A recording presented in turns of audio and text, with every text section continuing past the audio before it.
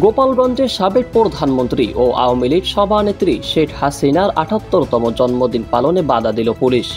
এ সময় দৌড়ে পালিয়ে যান জন্মদিন পালন করতে আসা ছাত্রলীগের নেতাকর্মীরা। শনিবার দিন ২৮শে সেপ্টেম্বর বেলা ১১টার দিকে গোপালগঞ্জে সরাসরি বঙ্গবন্ধু কলেজে এই ঘটনা ঘটে।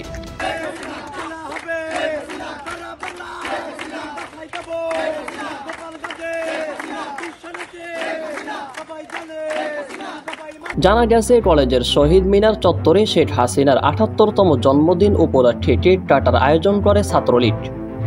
কেক কাটার পরে কলেজের ক্যাম্পাস থেকে সভা নিয়ে রাস্তার দিকে যেতে চাইলে তখন পুলিশে বাধা দেন, আর এ সময় দৌড়ে পালিয়ে যান ছাত্রলীগের নেতাকর্মীরা। পরে কলেজের ছাত্রীরা ক্যাম্পাসে প্রতিবাদ মিছিল করেন।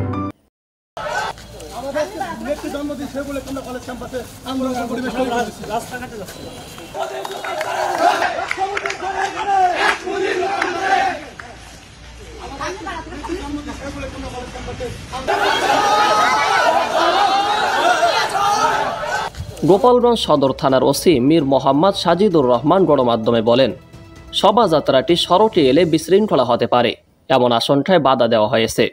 তবে ছাত্রলীগের নেতাকর্মীরা কেন পালিয়ে গেল তা এখনো পর্যন্ত জানা যায়নি।